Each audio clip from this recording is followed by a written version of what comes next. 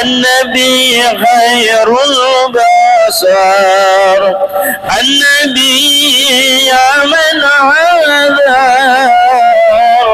النبي خير البشر ودنا له الغمر والغجل صلى عليه النبي صلوا عليه صلوات الله عليه وينال البركة كل من صلى عليه النبي ذاك العروس ذكره يحيي النفوس النبي ذاك العروس ذكره يحيي النفوس النصارى والمجوس أسلموا بين يديه النبي صلوا عليه صلوات الله عليه وينال البركة كل من صلى عليه الحسن ثم الحسين للنبي قرة العين الحسن ثم الحسين للنبي قرة العين نورهم كالكوكبين جدهم صلوا عليه نورهم كالكوكبين جدهم صلوا عليه اللهم صل وسلم وبارك عليه وعلى آله.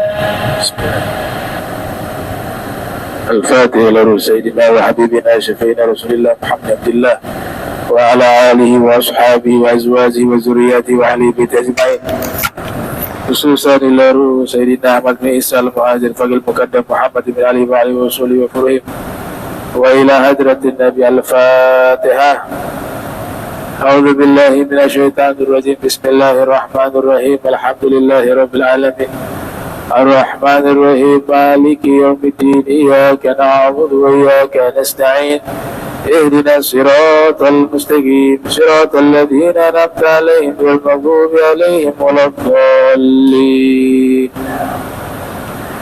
السلام عليكم ورحمة الله وبركاته. الحمد لله رب العالمين والصلاة والسلام على سيدنا محمد وعلى آله وأصحابه أجمعين. أما بعد سبحانك لا علم لنا إلا ما علمتنا إنك أنت العليم الحكيم.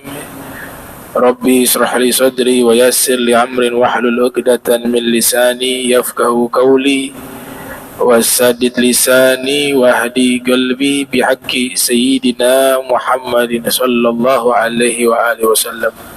يا من هو في علوه كائن يا من هو في فعل حميد يا من هو في مجده متين. اللهم أكرمنا بنور الفهم وأخرجنا من ظلمات الوهم وارزقنا فهم النبي وحفظ المرسلين وإلهام ملائكة المقربين. ربنا زدنا علما وفهما وعقلا يا أكرم الأكرمين بحق سيدنا محمد خاتم الأنبياء والمرسلين يا رحمن يا رحيم. وصلى الله على سيدنا محمد وعلى آله وصحبه وبارك وسلم والحمد لله رب العالمين. قال المصنف رحمه الله ورضي الله تعالى عنه وأرضاه ونفعنا به وبعلومه وأمدنا بأسراره وأعادنا من بركاته في الدارين رضي الله عنكم. فصل إلى أن قال فهو الذي آمن بعد ثانيا وكان برا صادقا مواتيا. Alhamdulillah, puji syukur kehadirat Allah, salawat salam senantiasa tercurahkan kepada junjungan mulia Nabi tercinta Nabi Yuna Muhammad sallallahu alaihi wa alihi wasallam beserta seluruh keluarga beliau, sahabat beliau dan umat beliau yang senantiasa melaksanakan ajaran beliau hingga akhir masa nanti. Yang kami muliakan seluruh imam Masjid Al-Munawwar, wabil khusus Al-Ustadz Haji Aswin, Al-Ustadz Jamal, begitu juga para habaib Al-Habib Alwi Al-Bar, para asatiz hadirin hadirat yang insyaallah dirahmati Allah subhanahu wa ta'ala. Para ulama mengatakan man ahabba syai'a aktsara min dzikrih. Siapa yang mencintai sesuatu maka pasti dia banyak menyebutnya. Jika kita mencintai Nabi kita Muhammad sallallahu alaihi wasallam, maka tentunya setiap harinya yang kita sebut, yang kita ceritakan adalah Nabi Muhammad sallallahu alaihi wasallam. Nah, orang yang bisa mencintai Rasul, hakikatnya Rasulullah juga mencintainya. Karena tidak mungkin seseorang bisa mencintai Nabi Muhammad sallallahu alaihi wasallam dan Nabi tidak mencintainya. Jadi hakikatnya jika ada seseorang dia benar-benar mencintai Rasulullah sallallahu alaihi wasallam, sebenarnya di alam sana Rasul telah mencintainya terlebih dahulu. Jadi cintanya kita kepada Rasul itu bagian dari cintanya Rasul kepada kita. Diriwayatkan di dalam kitab Sahihul Bukhari, hadis dari Imam Bukhari yang lahir tahun 194, wafat 256 Hijriah. Nabi mengatakan, Uhud jabal yuhibbuna wa nuhibbuh. Uhud adalah gunung, dia cinta kepada kami dan kami juga mencintainya. Ketika Nabi katakan Uhud adalah gunung, dia mencintai kami, kata Nabi. Hakikatnya kami lah terlebih dahulu mencintainya, sehingga ketika kami mencintainya maka Allah berikan rizki kepadanya bisa mencintai kami, kata Nabi Muhammad SAW. Itu bahasa hakikat. Dan cintanya Nabi kepada seseorang jauh lebih mahal dibanding seseorang mencintai Nabi. Mana yang lebih istimewa? Ketika kita mengatakan kita mencintai Nabi, itu satu kebaikan. Tapi lebih istimewa lagi jika Nabi yang nyatakan saya mencintainya, sallallahu alaihi wasallam. Makanya ini gak bisa dipahami dengan dalil, tidak bisa dipahami dengan ilmu, tidak bisa dipahami dengan atribut-atribut keagamaan. Bahasa ini hanya bisa dipahami dengan cinta, rasa, zauk. Makanya selalu Allah Ta'ala dahulukan cinta, setelah itu mengikuti. Qul in kuntum tuhibbunallaha fattabi'uni yuhibbukumullah wa yaghfir lakum dzunubakum. Katakanlah jika kalian mencintai Allah, Allah dahulukan cinta dulu, maka ikutilah aku. Setelah itu ikutilah aku. Ittiba. Jadi mahabbah terlebih dahulu, setelah itu al-ittiba, mengikuti Nabi Muhammad SAW. Jadi al-mahabbah ghayah, wal ittiba' wasilah. Tujuannya itu adalah cinta. Mendapatkan cintanya Allah, mendapatkan cintanya Rasulullah sallallahu alaihi wasallam. Maka cara pertama kita harus juga mencintai Allah dan mencintai Rasulullah sallallahu alaihi wasallam. Setelah itu mengikuti apa yang diperintahkan Rasul sallallahu alaihi wasallam. Jadi bukan mencintai ajarannya. Mencintai ajarannya menjadi tujuan, bukan. Mencintai Rasulnya itu tujuan. Mengikuti itu adalah perantara. Sekarang kebalik. Orang lebih mencintai ajarannya, tapi tidak peduli dengan masalah kecintaannya kepada Nabi Muhammad SAW. Padahal al-mahabbah ghayah wal wasilah ittiba. Wal ittiba wasilah. Ya, al-mahabbah ghayah wal ittiba wasilah. Cinta itu tujuan, mengikuti itu wasilah. Bukan berarti mengikuti syariat itu tidak penting, enggak penting. Tapi yang saya bicara tujuan. Kenapa sih kita melaksanakan perintah Allah dan Rasul? Maka tujuannya agar mendapatkan ridhonya Allah dan Rasul, agar mendapatkan cintanya Allah dan Rasul. Berarti tujuannya adalah mahabbah. Nah, orang nanti ketika sudah benar-benar mencintai Rasulullah sallallahu alaihi wasallam dengan cinta yang jujur, dengan cinta yang sebenar-benarnya, secara otomatis pasti dia akan mengikuti seluruh perintah Nabi Muhammad sallallahu alaihi wasallam. Itu otomatis. Al-Imam Syafi'i rahimahullah menyatakan, yang lahir tahun 150 wafat 204, "Lau kana hubbuka shadiqan la ata'tahu. Innal muhibba liman yuhib muti'."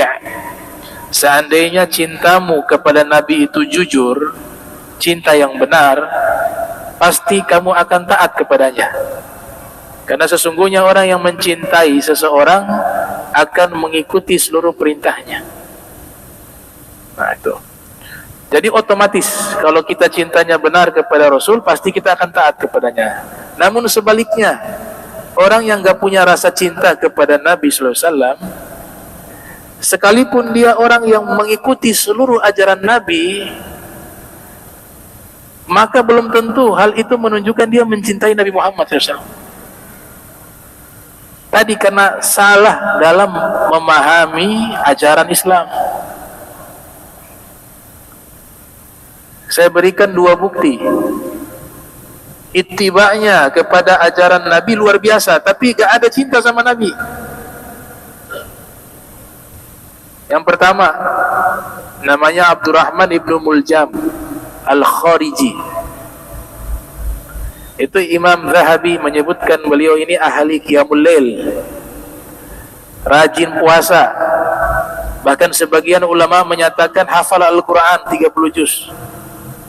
Ibadahnya kalah kita dengan Ibnu Muljam, jauh. Bahkan guru ngaji, ya, dikirim ke Mesir untuk ngajar ngaji, faham Al-Quran, tapi ilmu ini hanya sebatas di kepala, bukan di hati. Ilmu ini hanya sampai di otak, bukan di hati.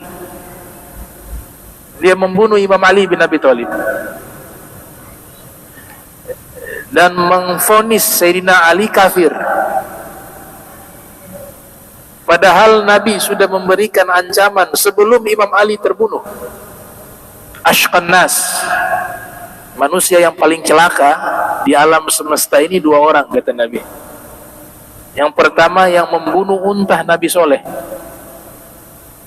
dan yang kedua yang membunuhmu wahai Ali, kata Nabi Muhammad SAW. Nabi juga sudah menyatakan, ya Ali, la yuhibbuk illa mu'min, wa la yubghiduk illa munafiq. Wahai Ali, tidaklah seseorang mencintaimu melainkan pasti dia orang beriman, dan tidaklah seseorang membencimu melainkan pasti dia orang munafik. Hadis diriwayatkan oleh Imam Suyuti yang lahir tahun 849 Hijriah, wafat 911 Hijriah, di dalam kitab Tarikh Al-Khulafa. Jadi di sini bukti bahwa dia tidak mencintai Nabi karena membunuh orang yang dicintai oleh Nabi Muhammad SAW. Dari mana kita bisa mengetahui bahwa beliau adalah orang yang amat dicintai oleh Nabi Muhammad? Dari sabdanya Nabi. Nabi mengatakan bahwa yang akan memenangkan perang Khaybar atau membebaskan Khaybar adalah seorang laki-laki yang dia mencintai Allah dan Rasulnya, dan Allah dan Rasulnya juga mencintainya, kata Nabi Muhammad SAW. Dia tidak lain adalah Imam Ali bin Abi Thalib. Nah, tadi kenapa? Karena ittiba saja, tapi gak ada mahabbah. Itu contoh. Jadi jangan sampai kita salah memahami agama. Cinta itu di atas segala-galanya. Ya, kita ngaku umat Nabi Muhammad, tapi kita memusuhi keluarga Nabi Muhammad. Kita gak mau terima kalau ada orang sudah berabad-abad diakui sebagai ini zuriyahnya Rasul, kita ingkari. Itu namanya ittiba, tidak mahabbah. Sekalipun sholat malamnya luar biasa, puasa sunnahnya luar biasa, dan seterusnya. Al-mahabbah goyah, wal ittiba wasilah. Contoh lainnya yang kedua, Imam Hussein dibunuh oleh orang Islam. Mereka tahu ini cucunya Nabi. Bahkan sebelum membunuh sempat sholat berjamaah. Sholat. Imam Hussein dengan pasukannya sholat, musuh-musuhnya ini juga sholat. Musuh-musuhnya Islam. Sholatnya luar biasa, puasanya luar biasa. Bahkan tahu bahwa ini adalah Imam Hussein bin Ali, cucunya Nabi Muhammad SAW. Bukan keturunan lagi, cucu. Tapi tega membunuh Imam Hussein. Kenapa? Mahabbah kepada Nabi tidak ada. Hanya sekedar mengikuti ajaran Nabi SAW. Al-mahabbah goyah, wal ittiba wasilah. Ya. Baik. Kita lanjutkan pembahasan di kitab Alfiyah As-Sirah Nabawiyah. Fa walladhi amana ba'du thaniya, ya, Waraka bin Naufal. Waraka bin Naufal adalah orang yang beriman kepada Nabi sesudah Sayyidah Khadijah. Sania orang kedua yang masuk Islam, yaitu Warakah orang kedua, orang pertamanya adalah Sayyidah Khadijah. Tapi riwayat ini banyak ditolak oleh ulama karena nantinya ada beberapa sahabat dan Ahlul Bait yang memeluk Islam paling awal, seperti Sayyidina Ali. Sayyidina Ali bin Abi Thalib termasuk yang paling awal memeluk agama Islam bersamaan dengan Sayyidah Khadijah. Kemudian dari golongan mantan budak ada Zaid bin Harithah. Kemudian dari golongan budak yang masuk Islam adalah Bilal bin Rabah. Kemudian dari orang yang seumuran dengan Nabi yaitu Sayyidina Abu Bakar Siddiq. Dari golongan anak-anak Sayyidina Ali bin Abi Thalib, dan dari golongan wanita adalah Sayyidah Khadijah. Ada yang membuat rumusan seperti itu. Tapi Sayyidah Khadijah inilah yang mayoritas ulama menyatakan beliau memeluk agama Islam paling awal. Wa kana barran shadiqa. Waraka ini orang yang baik, jujur, muwatia, yang lemah lembut. Wa shadiqul masduq qal innahu ra'a lahu takhadkhuda fil jannah. Nabi bersabda, sesungguhnya saya melihat dia bergerak di dalam surga. Ya, harakah wattirabah, artinya berjalan-jalan, bergerak-gerak di dalam surga. Ini sebagaimana hadis Rasul sallallahu alaihi wasallam bersabda, ra'aitu waraqah ala nahrin min anharil jannah li'annahu kana yaqul dini dinu Zaid wa ilahi ilahu Zaid. Qala Al-Haythami fi Mazma'iz Zawaid wa Manba'il Fawaid. Nabi bersabda, saya melihat Waraqah itu di dalam surga. Beliau ada di sungai-sungai surga. Dan dia mengatakan bahwa agamaku agama yang baik, Tuhanku Tuhan yang baik. Yang dimaksud di sini agama Islam setelah ia menyatakan keislaman di hadapan Rasulullah sallallahu alaihi wasallam. Di dalam riwayat Al-Imam Al-Hakim yang lahir tahun 321 Hijriah, wafat 405 Hijriah, di dalam Al-Mustadrak, dan beliau mensahihkan hadis ini. Juga wafaqahu al-Imam Zahabi, Imam Zahabi yang lahir 673 wafat 748 Hijriah, mensepakati bahwa hadis ini juga sahih. Juga diriwayatkan oleh Imam Daruqutni yang lahir tahun 306 wafat 385 Hijriah, juga meriwayatkan hadis ini.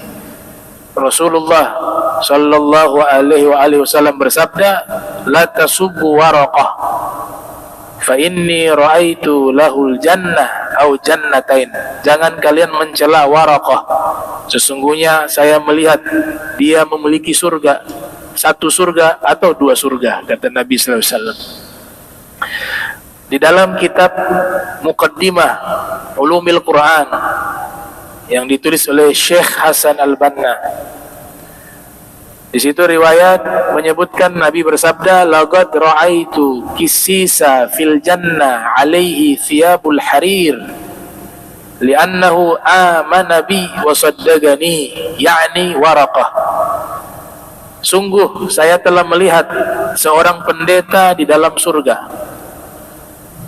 Dia mengenakan baju sutra di dalam surga karena sesungguhnya dia telah beriman kepadaku dan membenarkanku. Ya, jadi Waraqah ini seorang pendeta, tapi masuk Islam. Ya, ahli kitab Taurat wal Injil, ya, kama thabata fi Sahih Al-Bukhari, kana Waraqah ibn Naufal yaktubu at-Taurata wal Injila bil Arabiyah. Waraqah bin Naufal menulis kitab Taurat, Injil, dan diterjemahkan ke dalam bahasa Arab, yang awalnya itu bahasa Ibrani dan bahasa Suryaniyah. Waraqah bin Naufal diriwayatkan pernah melewati Sayyidina Bilal yang waktu itu diazab, disiksa oleh suku Umayyah bin Khalaf namanya. Tuannya namanya Umayyah bin Khalaf. Diletakkan di atas gurun pasir, diletakkan batu panas, kemudian dipaksa untuk murtad, untuk kembali menjadi penyembah berhala. Sayyidina Bilal sudah memeluk agama Islam, dipaksa untuk murtad. Sayyidina Bilal hanya menyatakan ahad, ahad, yang maha esa, yang maha esa. Waraqah bin Naufal lewat waktu itu dan mengatakan, ahid, ahid ya Bilal, sabar, sabar wahai Bilal. Atau fi riwayah, ahad, ahad ya Bilal, yang maha esa, yang maha esa ya Bilal. Ini menunjukkan bahwa Waraqah ini sudah memeluk agama Islam setelah sampainya risalah yang disampaikan oleh Nabi Muhammad sallallahu alaihi wasallam. Ya ayyuhar rasul balligh ma unzila ilaika min rabbik. Dan Waraqah ini, sebagian ulama menyatakan bahwa beliau seorang sahabat, sebagaimana yang disampaikan oleh Imam Al-Biqai. Al-Imam Al-Biqai salah satu murid daripada Al-Imam Al-Hafiz Amirul Mukminin fil Hadis Ibn Hajar Al-Asqalani yang lahir tahun 773 wafat 852 Hijriah. Bahkan beliau menulis kitab berjudul Badlun Nushi wa Syafaqah li ta'rifi bi suhbati as-sayyid Waraqah, yang menyebutkan bahwa Waraqah bin Naufal termasuk sahabat Rasulullah sallallahu alaihi wasallam, walaupun waktunya sesaat setelah beriman, tidak lama meninggal dunia. Ya. Nah ini Waraqah bin Nawfal. Wa Shadiq al-Masduq qala innahu ra'a lahu takhuddan fil jannah. Kita sampai ke bab yang baru, qadru iqamatihi bi Makkah ba'dal bi'tsah. Ukuran menetapnya Nabi di kota Makkah sesudah diangkat menjadi Rasul. Nabi diangkat menjadi Rasul usia 40 tahun. Aqama fi Makkah ba'dal bi'tsati 13 bi ghairi miryati. Nabi bermukim di kota Makkah setelah diangkat menjadi Rasul selama 13 tahun tanpa ada keraguan. Jadi beliau menetap di Makkah selama 13 tahun. Berarti umurnya 53 setelah hijrah ya. Di usia 53 tahun, beliau hijrah ke kota Madinatul Munawwarah dan bermukim di kota Madinah 10 tahun. Jadi turunnya Al-Quran secara tadrija, secara bertahap, itu kan selama 23 tahun. 13 tahun wahyu diturunkan kepada Nabi ketika Nabi berada di Makkah, dan 10 tahun ketika Nabi berada di kota Al-Madinah Al-Munawwarah. Dan beliau berdakwah selama 3 tahun secara sembunyi-sembunyi, namanya dakwah sir. Setelah 3 tahun beliau berdakwah, Allah perintahkan untuk dakwah secara terang-terangan. Ya, fasda' bima tu'mar. Dakwalah secara terang-terangan sebagaimana yang telah diperintahkan kepadamu. Maka mulai saat itulah Nabi berdakwah secara terang-terangan. Dan ini manhajud da'wal anbiya, metodologi dakwah para nabi. Di surat Nuh Allah Ta'ala ceritakan Nabi Nuh ketika berdakwah, di awal-awal dakwanya sembunyi-sembunyi. Setelah itu masuk ke marhala berikut, fase berikut, dakwanya terang-terangan. Jadi cara dakwanya para nabi seperti itu. Wakil Ashra, ada yang berpendapat Nabi bermukim selama 10 tahun di kota Makkah, atau 15 atau 15 tahun. Qaulani wahanu huma bimarrah. Dua pendapat ini wahanu huma dianggap lemah oleh para ulama, maka dilewatkan pendapat ini. Jadi yang paling sahih, Nabi setelah diangkat menjadi Rasul bermukim di kota Makkah, berdakwah di kota Makkah selama 13 tahun. Fakana fi salatihi yastaqbilu bi Makkah al-Qudsa, walakin yaj'alu al-baita min baini yadayhi aidha fima ata tatawu'a au fardha.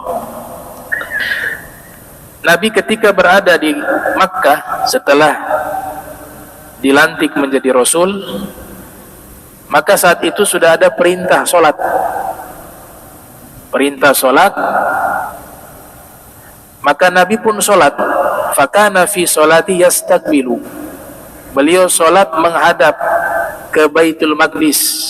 Jadi kiblat pertama itu adalah Baitul Maqdis. Para ulama berbeda pendapat berapa lama Nabi sholat menghadap Baitul Maqdis.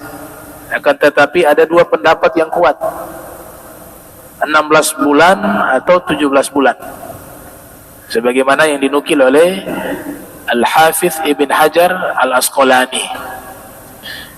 Jadi Nabi menghadap ke Baitul Maqdis awal sholat. Akan tetapi di kota Makkah ketika Nabi sholat, Nabi bisa menghadap sekaligus dua arah kiblat. Nabi mencari posisi yang dimana Nabi sholat menghadap ke Ka'bah, sekaligus juga menghadap ke Baitul Maqdis. Di dalam hati kecilnya Nabi, itu Nabi menginginkan kiblat itu Ka'bah, bukan Baitul Maqdis. Karena Ka'bah ini dibangun oleh buyutnya Nabi SAW, Nabi Ismail dan Nabi Allah Ibrahim. Maka Nabi ingin kiblat itu mengarah ke Ka'bah, bukan ke Baitul Maqdis. Di surat Al-Baqarah Allah Subhanahu wa taala berfirman, di ayat 127 sampai 129. 129 doanya Nabi Ibrahim. Di ayat 127 Allah taala berfirman di surat Al-Baqarah, "Idz yarfa'u Ibrahimu al-qawa'ida minal baiti wa Ismailu Rabbana taqabbal minna innaka antas samiul alim." Saya nukil dari tafsir Jalalain ya. Idz wazkur, ingatlah, yarfa'u Ibrahimu al-qawa'id ay al-ususa awil judura. Ingatlah wahai Nabi Muhammad, ketika itu Nabi Ibrahim mengangkat al-qawa'id, maknanya al-ususa awil judura, fondasi-fondasi atau dinding-dinding. Minal baiti, alif lam zihniyun ahdiyun, yang bermakna al-bait rumah, tapi yang dimaksud di situ adalah Ka'bah atau Baitullah. Yabnihi muta'alliqun bi yarfa. Yang dimaksud di sini beliau mengangkat fondasi-fondasi atau dinding-dinding, yaitu Nabi Ibrahim membangun. Ini terikat dengan kata yarfa. Wa Ismailu, dan juga dengan putra beliau Nabi Ismail ikut membantu pembangunan tersebut. Wa Ismailu. Wa Ismailu atfun ala Ibrahimu lil hikayah. Nabi Ismail adalah atof kepada Nabi Ibrahim.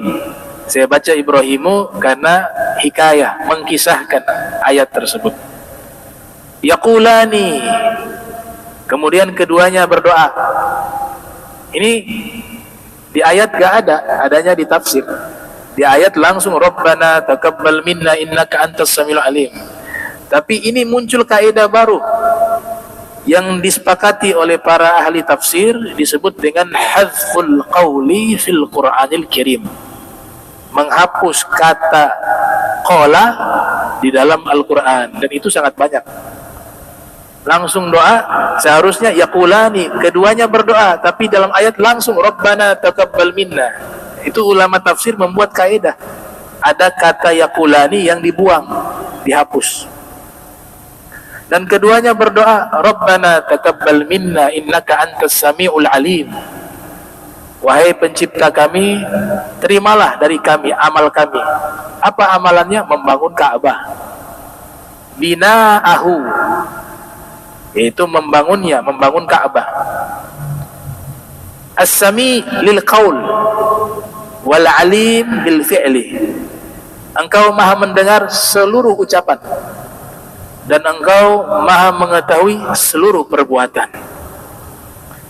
Di ayat lanjutannya sampai ayat 129 ditutup dengan doa, Rabbana wab'ats fihim rasula minhum yaslu alaihim ayatika wa yu'allimul kitaba wal hikmata wa yuzakkihim innaka antal azizul hakim.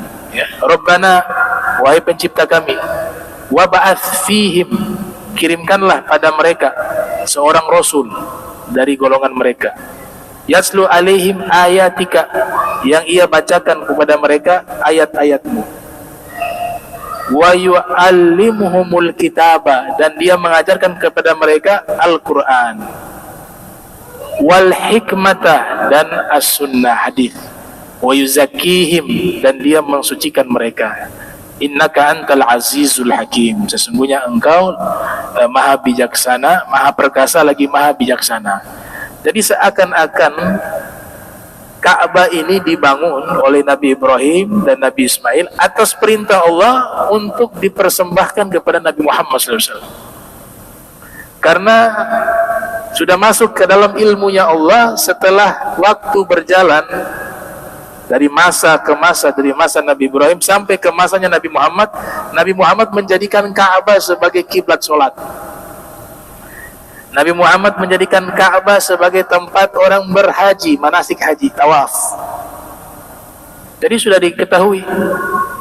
Maka turunlah ayat, qad nara taqalluba wajhika fis sama'i falanuwalliyannaka kiblatan tardaha fawalli wajhaka syatra Masjidil Haram. Kami melihat engkau menadahkan wajahmu ke langit, berharap agar kiblat itu dipindahkan. Maka saat ini arahkanlah wajahmu ke arah Ka'bah. Di situ disebut Al-Masjidil Haram, tapi maknanya Ka'bah. Berarti Nabi punya keinginan ini, Allah sudah tahu. Suatu saat Nabi akan menginginkan Ka'bah menjadi kiblat solat bagi umatnya dan akan menjadi tempat manasik haji. Maka Allah perintahkan Nabi Ibrahim, Nabi Ismail membangun Ka'bah untuk dipersembahkan kepada Nabi Muhammad sallallahu alaihi wasallam. Ini peristiwa terjadi tahun 2 Hijriah. Pergantian arah kiblat. Yang tadinya mengarah ke Baitul Maqdis kemudian pindah ke Ka'bah. Nabi ketika pindah ke Madinah, ketika sholat menghadap Baitul Maqdis, maka akan tidak bisa menghadap ke Ka'bah. Maka Nabi SAW menginginkan bagaimana agar Allah Ta'ala rubah arah kiblat ke arah Makkah, ke Ka'bah. Saat itulah turun ayat tersebut, tepat pada tahun 2 Hijriah, di waktu pelaksanaan sholat Dhuhr. Ya, 2 rakaat awal menghadap ke Baitul Maqdis, 2 rakaat akhir menghadap ke Ka'bah. Dan itu terjadi di dekat Masjid Nabawi, ya. Waktu itu Nabi sedang ziarah ke Bani Salamah. Itu tempat tinggal Bani Salamah. Nabi sholat di situ, 2 rakaat zuhur menghadap ke Baitul Maqdis, 2 rakaat akhir menghadap ke Ka'bah. Dan tempat itu sekarang dijadikan masjid, namanya Masjid Qiblatain, Masjid 2 Kiblat. Nah, ini ditulis oleh Abu Yazid Muhammad bin Alwi al-Maliki al-Hasani di dalam kitabnya Madza fi Sya'ban, dan terjadi di bulan Sya'ban peristiwa tersebut. Makanya Sayyidah Aisyah mengatakan satu kalimat luar biasa. Nabi masih menginginkan dalam hati, belum diutarakan lewat doa, Allah sudah kabulkan hajatnya. Di antaranya adalah pergantian arah kiblat. Itu kan Allah Ta'ala ceritakan bahwa Nabi hanya menginginkan di hati, sambil melihat ke langit, berharap ada wahyu turun memindahkan arah kiblat, tapi belum diutarakan dengan doa. Tapi Allah kabul keinginan Nabi. Makanya Sayyidah Aisyah mengatakan, wallahi ma ara rabbaka illa yusari'u laka fi hawak. Demi Allah, wahai Nabi Muhammad, aku melihat Tuhanmu, penciptamu, jika kau inginkan sesuatu di dalam hatimu, maka Allah akan segera mengabulkannya, kata beliau. Ini bentuk cintanya Allah kepada Nabi Muhammad sallallahu alaihi wasallam. Kemudian wa ba'da hijrati kadza lil Qudsi aman, ya, dan setelah hijrahnya Nabi demikian mengarah ke Baitul Maqdis, aman wa thuluthan, yaitu setahun sepertiga, atau wanisfa sudus, setengah seperenam, ya. Wa huwilat min ba'di dzak al-qiblah li Ka'bah Allahu wa ni'mal jihad, dan setelah itu dipindahkan arah kiblat ke kiblat yang ada di Ka'bah, mengarah ke Ka'bah, dan itulah sebaik-baiknya arah kiblat, kata Imam Al-Iraqi. Jadi 16 bulan atau 17 bulan Nabi sholat menghadap ke Baitul Maqdis. Setelah itu Nabi hijrah, kurang lebih Nabi hijrah di kota Madinah di tahun 2 Hijriah. Nah, setelah itu Nabi menghadap ke Ka'bah. Nah, nanti bisa dihitung cocok tidak 2 Hijriah dengan 17 bulan waktu di Makkah. Makanya masalah mengarah ke kiblat itu berapa lama, di sini terjadi khilaf, dan banyak sekali pendapat para ulama yang mereka menyatakan ada yang 18 bulan, ada yang menyatakan 19 bulan, ada yang menyatakan 2 tahun, ada yang mengatakan 17 bulan, ada yang mengatakan 18 bulan dan seterusnya. Jadi ada khilaf, tapi pendapat populer 2, yaitu 16 bulan atau 17 bulan. Ya, insyaallah kita lanjutkan di pertemuan berikutnya. Mudah-mudahan semua diberikan sehat afiah, al-istiqamah fi ta'ah wal ibadah. Amin ya rabbal alamin. Allahumma jam'ana hadza jam'a marhuma wa tafarraqna min ba'dihi tafarruqan ma'suma wa la tajal minna wa la minna sakila mahruma. Subhanaka bihamdika asyhadu an astaghfiruka wa atubu ilaik. Wa sallallahu ala sayyidina Muhammadin wa ala alihi wa sahbihi wa barik wasallam. Wa lafu minkum wassalamu alaikum warahmatullahi wabarakatuh.